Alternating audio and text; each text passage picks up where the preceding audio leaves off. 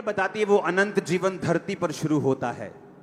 एक व्यक्ति जो डिप्रेशन में है, जो बीमारियों में है, जो निराशा में है, जो रोगों में है, जो खत्म कर चुका अपनी आस को, वो धरती पर भी नरक के समान है। पर वचन कहता है जब परमेश्वर को हम स्वीकार करते हैं, उसके वचन को अंगीकार करते हैं कि प्रभु यीशु मसीह आप मेरे उद्धार करता हैं, आप किसी धर्म या जाति के लिए नहीं, आप मेरे लिए आए, मारे गए, गाड़े गए और तीसरे दिन मुर्दों में से जी उठे। जब आप प्रभु यीशु मसीह को स्वीकार करते हैं, बाइबल कहती है वो अनंत जीवन सिर्फ स्वर्ग जाके ही नहीं आपको मिलता, वो धरती के ऊपर भी परमेश्वर आपका शुरू करता है। इसीलिए परमेश्वर ने कहा जो विश्वासी होंगे उनका वंश बचाया जाएगा। तो वंश कहां बचाया जाएगा, स्वर्ग में के नीचे? क्योंकि वहां तो कोई वंश नहीं है, वहां कोई शादी नहीं है, वहां कोई एंगेजमेंट नहीं है, वहां कोई डॉक्टर नहीं है, वहां कोई मरीज नहीं है। तो वो अनंत जीवन जिसकी प्रतिज्ञा परमेश्वर ने वचन में की है, वो एक्चुअल में धरती पर ही शुरू होता है।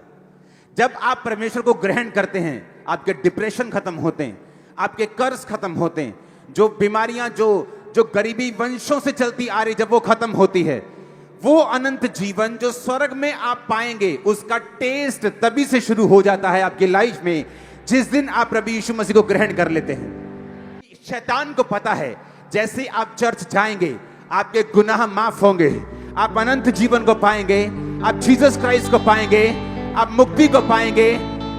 और मैंने कहा वो मुक्ति वो सिर्फ स्वर्ग में शुरू नहीं होती। ये सिर्फ मुक्ति इस चीज का नाम नहीं है कि आप मर जाएंगे और स्वर्ग में उठेंगे। नहीं तो लोग बोलेंगे स्वर्ग किसने देखा है, किसी ने नीचे आके बताया क्या स्वर्ग है, हम कैसे विश्वास कर लें स्वर्ग है? तो बाइबल कहती है आपको विश्वास दिलाने के लिए कि स्वर्ग है, परमेश्वर वही काम धरती पर करता है जो स्वर्ग में होते हैं। वो आपको बीमारियों से मुक्त करता है जैसे स्वर्ग में है, वो आपको चिंताओं से मुक्त करता है जैसे स्वर्ग में है, वो आपको कलेशों से मुक्त करता है, डिप्रेशन से मुक्त करता है, श्रापों से मुक्त करता है जैसा स्वर्ग में है।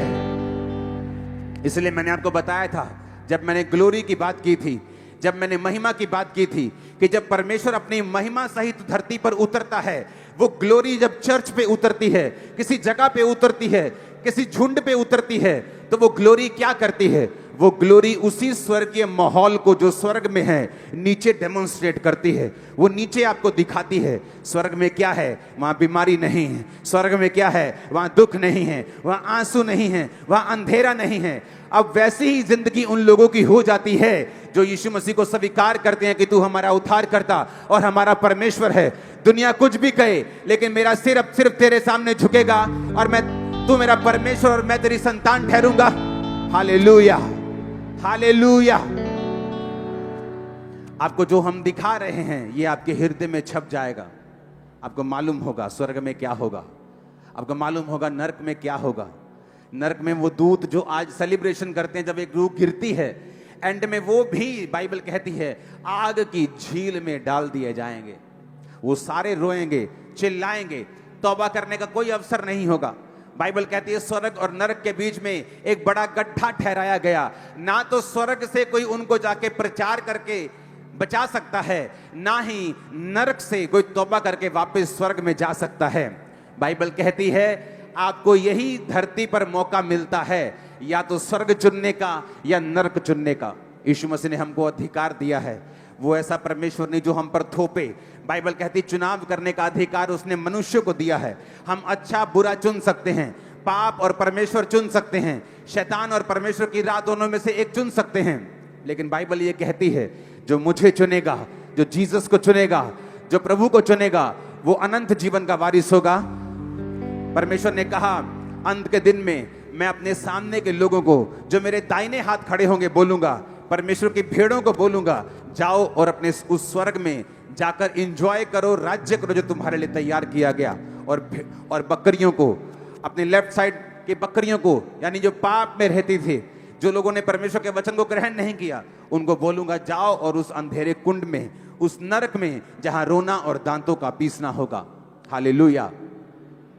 आपको माहौल देख रहे हैं, आप माहौल को, कौम कौम पर चढ़ाई करेगी, राज्य राज्य पर चढ़ाई करेगा, जाति जाति पर चढ़ाई करेगी। ये कहां लिखा है बताओ मेरे को? कहीं दुनिया की किसी पुस्तक में यह नहीं लिखा सिवाय बाइबल के कि धर्म, जात, एक दूसरे पर चढ़ाई करेंगे और पूरा हो रहा है कि नहीं हो रहा।